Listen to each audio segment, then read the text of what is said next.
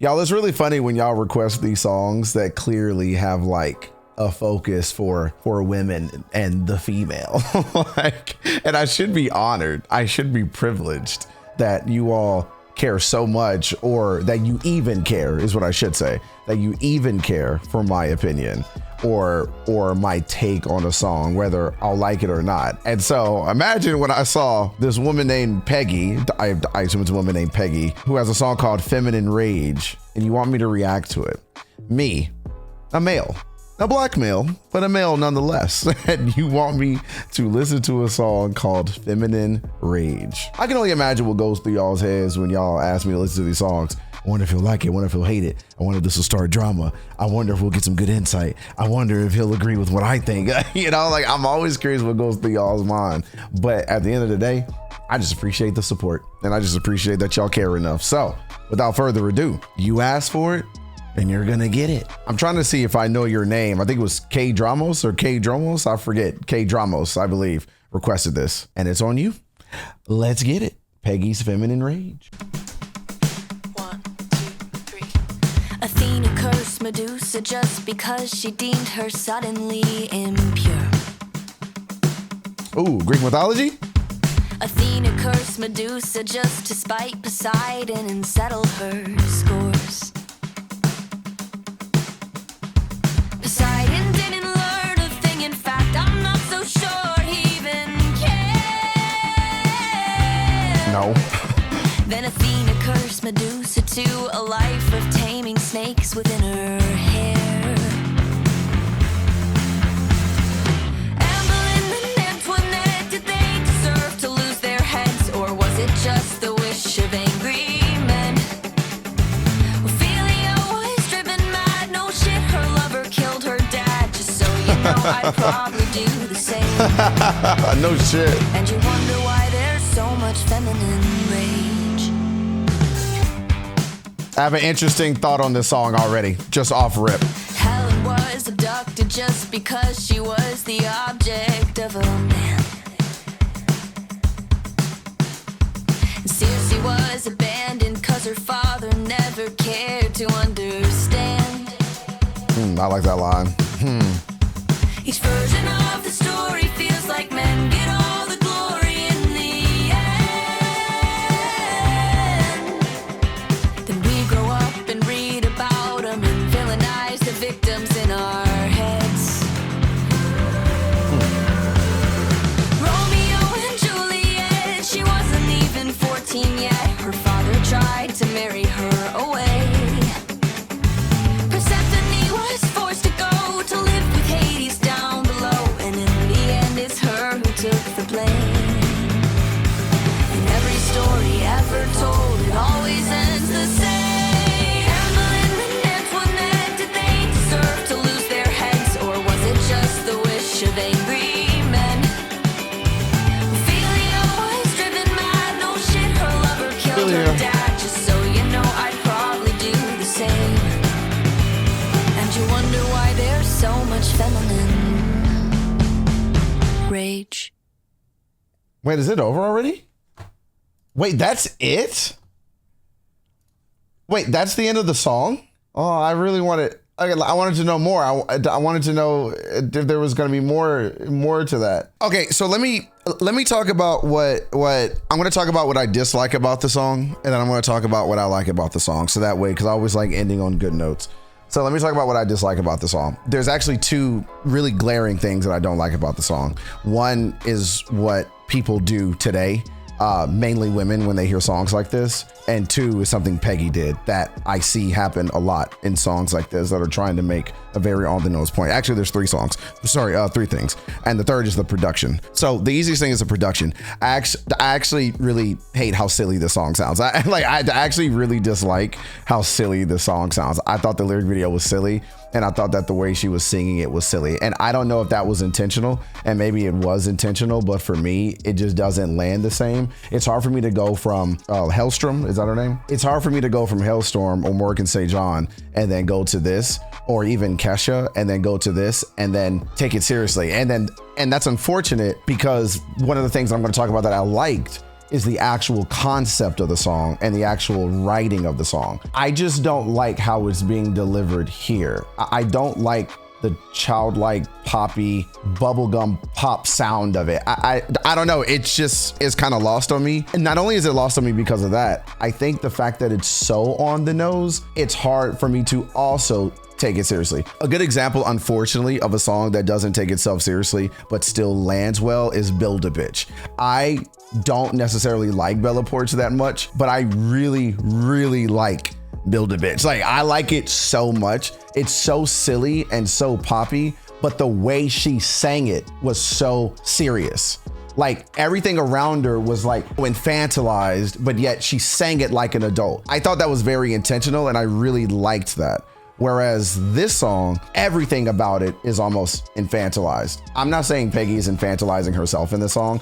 I'm saying it's hard for me to take the song seriously because it sounds infantilized. Like, or I'm doing something to it when listening to it. Maybe it's my male ears. Like, I don't really know what it is, but something about it, it's hard for me to take it seriously because of how she's singing it and the way that they even did the lyric video. Like, I guess I just don't understand the direction of the song at all. I'm just gonna encompass all that feedback into I don't understand the direction. Now, I'm gonna leave that alone because people are gonna say what they want to say about it, and I don't care. What I do like about the song is the concept. There are people who are made to be the heroes that aren't, and people that are made to be victims that aren't. The people who you think are the victims should actually be the heroes, and the people that are the heroes should not be the heroes. So, like, for instance, like all the stuff that we're learning now about Albert Einstein and his wife, all the people who didn't even know about Katherine Johnson until they watched Hidden Figures, but the rest of us in my community really knew about her already, especially me being a space nut. So it's like stuff like that. It's like all the time, I'm telling my nieces and my nephews and even my son, I'm telling them all the time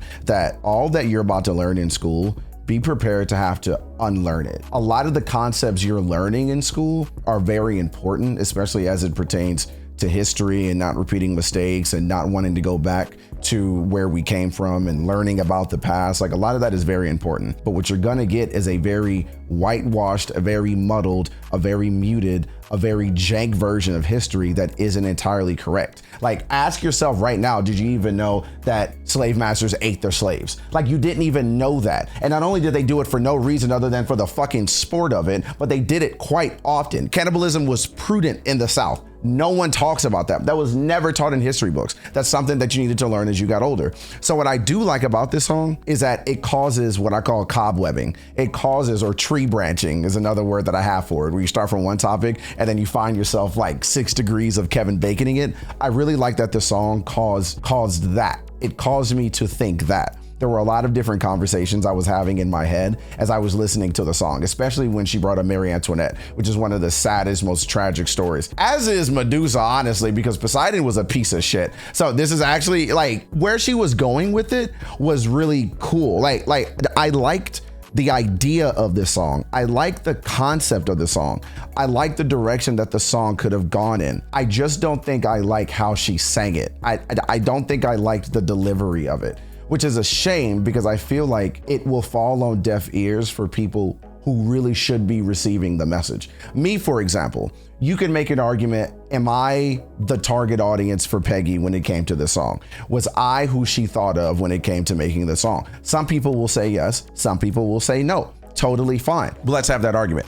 If I am the target audience for who she wanted to listen to the song, I would argue that it's going to be lost on them because of how she chose to sing the song and the direction she chose to go with the song in terms of the sound. If I am not her target audience, then that's fine. And I'm assuming based on the comments, she did the right job because everyone in the comments loves this song. What I did notice though, even when I'm looking at the comments, I read like, let's say 30 comments at random. Not a single one is praising how the song sounds. Not a single one. They're all praising the concept of the song, the story, what it's about. So I was happy at least when I sat back and I went, shit, do I really want to give this feedback? It's interesting because no one was calling out the sound.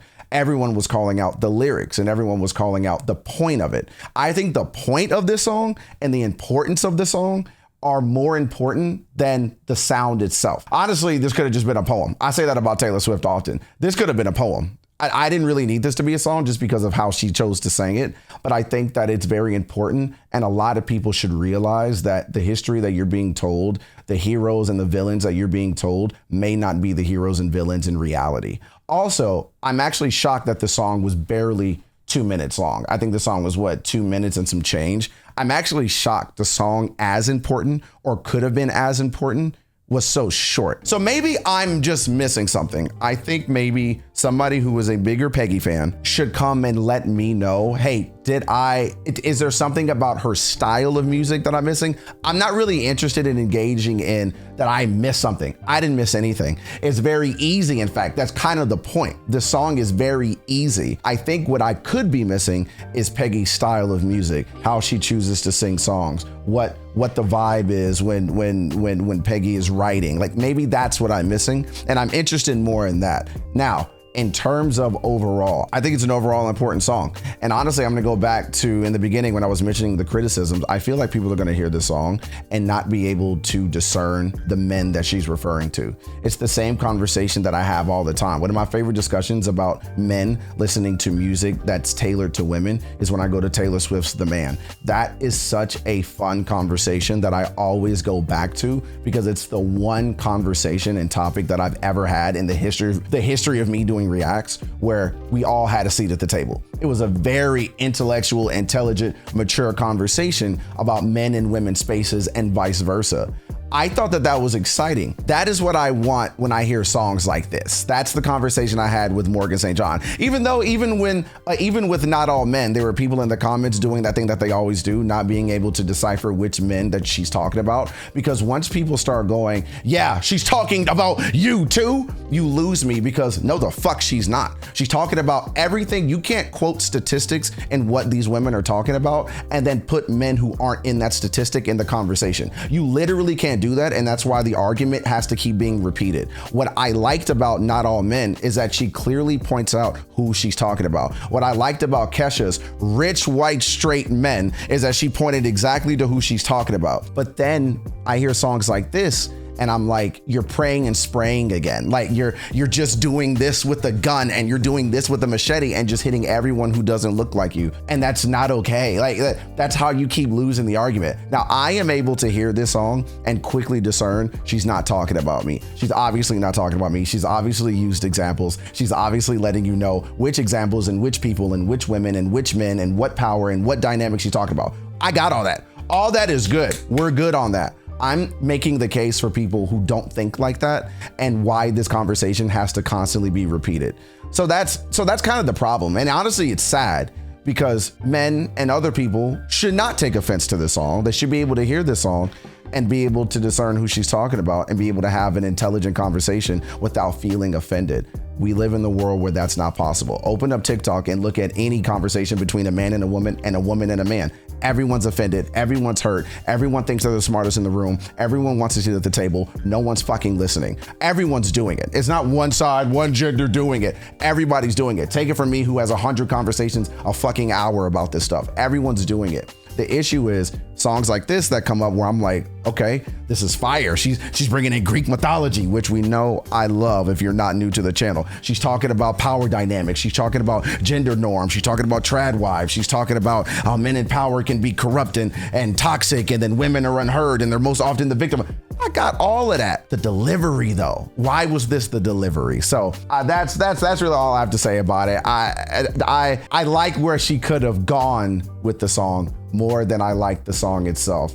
But I am curious what you all think as always. So let me know in the comments, give me your thoughts, give me your opinion, give me your feedback. What are you thinking about the song? When you first heard it, did you have similar viewpoints? When you first heard it, was it just immediate, yes, I love everything about it, always? Or was there something like bite-sized things that you liked about it? Let me know. Sound off as always. And also as always, hit that notification bell, like, comment, subscribe, all that good stuff. Let me know, talk to me, follow me. Let's keep these conversations going because these conversations to me are some of the most important that we should be having. There are so many fucked up things going on in the world that I feel could be resolved if everybody just had an open mind, a closed mouth, and actually listen. So let's start listening. Let's have the conversation. I love y'all. I appreciate y'all. Thank you, K-Dramos, for donating for this song. I hope you're not too taken aback and you thought I would blindly like it. I would argue you knew I wouldn't. I would argue that I always come with an open mind and an open dialogue and conversation, that I'm honest with my take and I'm honest about how I feel. That's how I feel about this song. So I would hope that you knew that that would happen, and I'm open to the discussion and I'd love to have it. So I hope you will comment for sure. But I appreciate y'all. Thank y'all for rocking with me. Thank y'all for being here. And I'm going to see y'all in the next video. Peace. Look, I'm gonna come out with a song called Black Rage. We're gonna see how that fares. We're just living on the TikTok. Sad boys not knowing when the hit stop. Sad girls just scramble that their lips pop. These fields make waves like I skip rocks. Everybody with their finger on the tick box. Every second is a minute when you lip lock. Take breaths when you finish, just a pit stop. Watch time move slow like a wristwatch. We're all trapped to the information. The matrix foretold the simulation that we the nation would love to press on the